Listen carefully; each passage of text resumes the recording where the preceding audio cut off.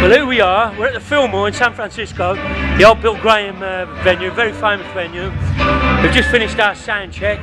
The place is empty. I'll start letting people in soon, and it's an incredible gig. As you can see, the decor is wonderful. And as we pan round, I'll find David Harper, who's got some good tales to tell, because, well, I'll let him tell the story, but how many times have you been here to the Filmore in San Francisco? I've been about 2 or 3 times. I mean, the first time was in '68 with the Doors. I think you're going to have to speak up because the sound system's on. Okay, not used to that.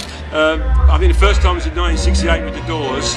We came here and we... because of course you were the Doors... Road manager, roadie, yeah. On-stage mixer, yeah. Driver, everything. Everything in those days, yeah. And I vaguely remember the show. We didn't get arrested at this show, but excellent. The next night we went to Vegas and we got arrested. Well, Jim got arrested. Did he swear or get his knob out or something? I think it was more swearing. Swearing, yeah. I saw a great bit of film once where the police were just lined up behind him on stage, waiting for him to do something, and then they just suddenly just nicked him. Well, in those days, I mean, promoters used to use the local police force as security.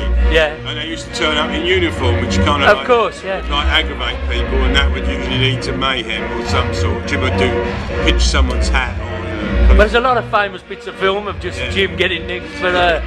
Okay, so you were here in 1968. That's why Bill Graham promoted the gig. Yeah, it was the famous Bill Graham. He's not with us anymore. No, but this was his first venue. He was a good friend to us, Bill Graham, to UB40. He brought us out to the West Coast many times. Yeah, he was hard nosed. He was hard nosed. But it was fair. It was fair. You know? He knew the gig business. Yeah. And then I came back again in the early 70s, mid 73, 74, with Traffic. Oh, brilliant. Which was, the group at that time was Jim Capaldi on drums, of course. Reebok on percussion, of course. Chris Wood on sax, and I think we also had Jim Gordon on drums and Rick Gretsch on bass. Oh, okay, so Jim Capaldi at that time was only playing drums on a couple of numbers, and then he would play tambourine. Of course, Stevie Winwood singing lead. Winwood organ on guitar. Yeah. That was a great band. We played here a couple of times. And we've been coming here since the early 80s. Right. I've just turned the lights down, I'm just going to pan across. So I've got these wonderful chandeliers hanging from the ceiling. It's such a great joint, this. Yeah. As you can hear the music in the background, you know, they're really on it. It's a great vibe in here, it always has been, the show. I mean, you know, there's 50 years of history. When did you first come here? 68? 68, yeah. 68, that's 32, 40. Yeah. Oh, I'm not even going to say the amount of years. No, please don't. You're looking good. How old was you? 7 when you first came? Yeah, I was a mere lad.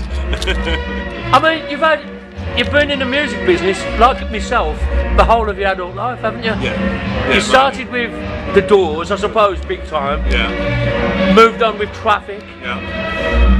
Then you were... Go on, you tell me. Well, I Doors, Traffic. I did various tours with people like the Incredible String Band. Yeah, brilliant. And then I went down to Fairport Convention and stuff. Of course. And then I started working for Island Records and did Bob Marley and the Wailers and Robert Palmer. Well, you took the Wailers on their first American and European tours, didn't you? In the 70s. Yeah, they were playing small clubs then.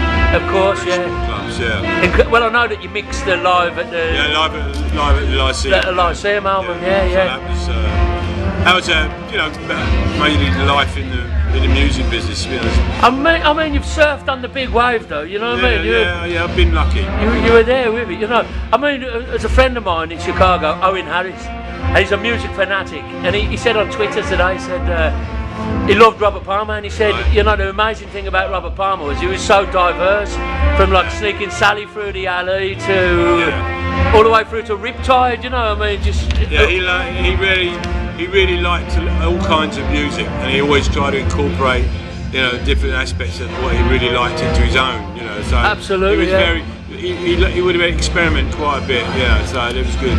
Well, as we shared you as our manager, us and UB40 and Robert, we got to know him, we made some records, and he was a great guy, and he really did love his music. And it's really interesting, but it was also really interesting because since we've been working together again, I mean UB40 and I, yeah. we've resurfaced an old track that we did around the same time as we did I'll Be Your Baby Tonight. Well, absolutely. Yeah, we did a session, didn't we? Yeah. We recorded 3 or 4 tunes. We never finished them all. Yeah. But we've got the one, the Randy Travers song on the other hand, which has got a great Robert vocal. It's a wonderful song. And we've been able to complete it, which is really great. Yeah. So Well, look, I mean, you know, this is a clue maybe to what we're doing in the future, a future project. I'm not going to say anything else about it, but no, that was really good because that just showed another side of Robert, you know. Oh, well, you know, it's a great story. One night we're in the studio. Mickey, our keyboard player, standing at the keyboard, so he's standing opposite Robert. Robert's where you are, and Robert said, "Try this tune." He went da-do-do-do-do-da-do, or something like that. And Mickey's going for it, he couldn't. So Robert leant over and played it upside down from the opposite side of the keyboard. And it was then I realised how intrinsically musical he is. He didn't really have to think about it. It was really quite natural, you know. He was. He could play guitar, you know, the drums. He did all a bit, but you know.